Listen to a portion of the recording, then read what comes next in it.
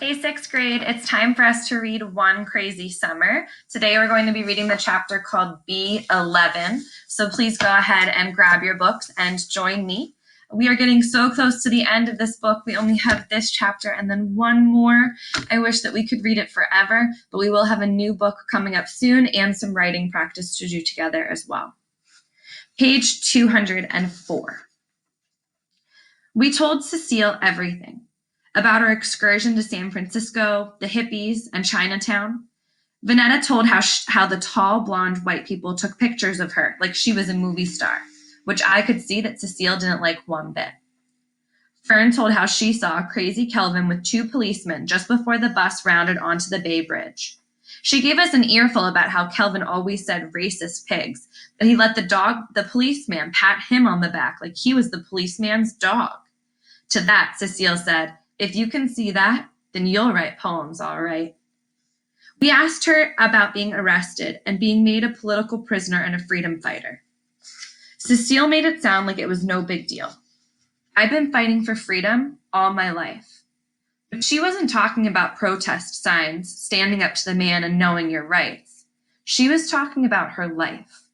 Just her, not the people.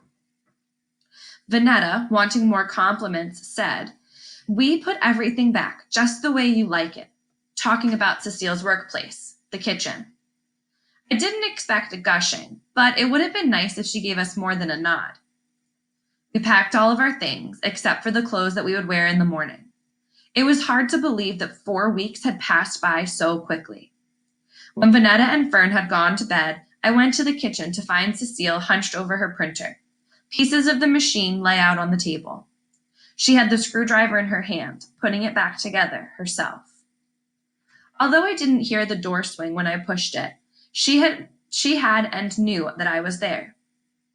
"I called your father when I got out," she told me without looking up. "Delphine, why didn't you tell him what happened?" I stood there, surprised, shocked. It didn't enter my mind that she would have wanted me to call Papa. "We thought you were coming right back." She kept screwing in one of the rollers, still not looking at me directly. "I counted on you to call him, to tell him what happened. I at least thought that you'd figure that out. You're the oldest, Delphine, the smart one." She had just told me that I was smart and a disappointment, reminding me she hadn't said one nice thing to me. Not one. Papa would have made us come back to Brooklyn. He would have been mad because I didn't do what he said, look after Vanetta and Fern. And then Big Ma wouldn't let a day pass without telling me for the rest of my life how you're nothing but Delphine. You let 7 days pass without calling your father. 7 days. That would have been looking out for Vanetta and Afua. You shouldn't have taken this all on yourself. You didn't have nothing to do with the police arresting me. I didn't have nothing to do with the police arresting me. They came, they arrested me along with the 2 Panthers that they really wanted. And Lewis's mother is going to say whatever she is going to say. That's just how it is. All you had to do was call your father. That was all. My eyes stung. I was spilling over mad. I couldn't stop what I had to say. Even if she stood over me and became a crazy Mother Mountain and knocked me down, I was spilling over. I'm only 11 years old and I do everything. I have to because you're not there to do it.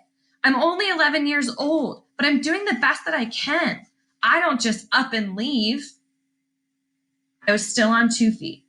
There was no sting on my jaw. My backside had not been touched, but was ready for it. I closed my eyes because I figured that the slap wouldn't sting as much when it did come. Instead, I heard metal on metal. I opened my eyes. The sound I heard was the screwdriver missing the groove, hitting the printer's metal innards. She laid the screwdriver on the table. I had nowhere to go, but I wanted to disappear. Finally, she nodded to the floor and said, "Sit." I did what she told me. There was a lot of silence, but then she spoke. It was just me and my mother until I was 11. I wasn't used to having her attention, having her look at me and talk. All the while she spoke, she didn't lift her eyes from me. A car hit her, and she was gone. That was it. My aunt took me in to clean her house, to watch her kids. I slept on a blanket on the floor in the kids' room for 5 years. I was 16 when she announced that she was getting married. She said it wasn't good for a big gal like me to be in her house, seeing as she had a husband. She said in the long run, she was doing me a favor. Then my mother's sister made me a sandwich I couldn't eat, gave me $20, and put me out. I slept in subways at night. During the daytime, I read Homer and Langston Hughes in libraries. I tried to hide in the stacks, but they always found me and shooed me out. When I didn't have 15 cents for the subway, I slept on park benches, wherever I could hide myself. Delphine, it's a hard thing to sleep on the streets. A hard thing for a grown man. A harder thing for a teenage girl, no matter how big and tall she is. At night, I talked to myself to stay awake. I said the poems of Homer and Langston Hughes. I liked the words. They comforted me. Their rhymes, their beats. They made a place for me. They kept me strong. But I was always hungry, and I had gotten sick. Your father found me on a park bench. He and his brother had a nice apartment on Hermiker Street. He fed me, gave me a bed to sleep on. I hadn't had a bed since I was 11 years old, and my mother was alive. Louis never bothered me. Didn't ask me to do much but cook, sweep, and wash his clothes. She paused. I had you the next year. 6 years from where you are now. I had Vanetta next. Both times his mother came up from Alabama and delivered you and Vanetta in that apartment. She and I couldn't get along, so she always went back south. Then I had the last one. That little one wanted out bad enough to come. That little one wanted out bad enough to come when she wanted to come, early and fast. She was born on a Friday. All I could do was lie on the kitchen floor and let her come. She stopped for a minute and said, "You were there when she came." I was? I was down on the floor, and you stroked my hair like I was a doll, but you didn't have any dolls, no toys. You said, "Don't cry, Mama, don't cry." I think that's the first time I really heard you speak. But when she came out of me, you didn't say a word. You took the dish towel hanging off of the icebox handle and wiped off your sister. I could hardly breathe. Then Darnell walked in from school. He did everything else that needed to be done. Why couldn't I remember seeing Fern being born, telling my mother not to cry, wiping Fern off with the dish towel? Where were those flashes of memory? Your life seems hard, Delphine, but it's good. It's better than what I could have given you. Here was my mother telling me her life, who she was, how she came to be Cecile, answering questions that I had stored in my head from the time I realized she would not come back.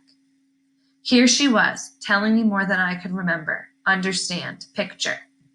Maybe I was too young to really take a hold of it all, but for what seemed like the first time ever, all I could think about was my own self, what I lost, what I missed. That no one said, "Good, Delphine." No one ever said thank you. Even after her telling me all of this, I was still mad. Maybe I had been mad all along, but I just didn't have the time to be it. Mad. Is it true what Big Ma says, that you left because you couldn't name Fern? I took her silence as a yes. For a while she said nothing, so I guessed she was done talking. I started to get up. Then she said, "I could have taken you with me and left the other two. You have my mother's face. You didn't cry. You didn't want much. You didn't talk, but you understood. But I didn't have a pretty penny in my pocket. I just knew I had to go. So I gave Vanetta a cookie.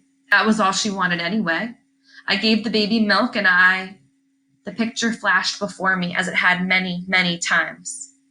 Put the doll baby in with Afua, the doll I asked for Darnell to go to the store and get.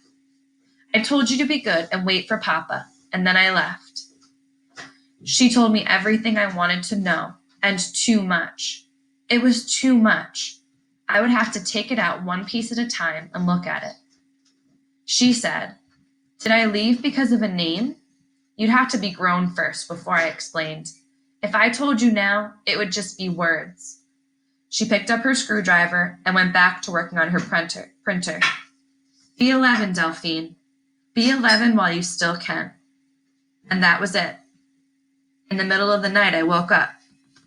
Afua? We'll finish reading the book tomorrow. What you can do now is go onto the Google Classroom, click on the classwork tab, and work on those comprehension questions. It's really important that when you do those, you're changing your font color so I can easily see what you have written. And you should have them answered for every chapter, either on paper or in that Google Classroom document. In addition, please make sure that you participate in the survey that I posted on the stream of your Google Classroom.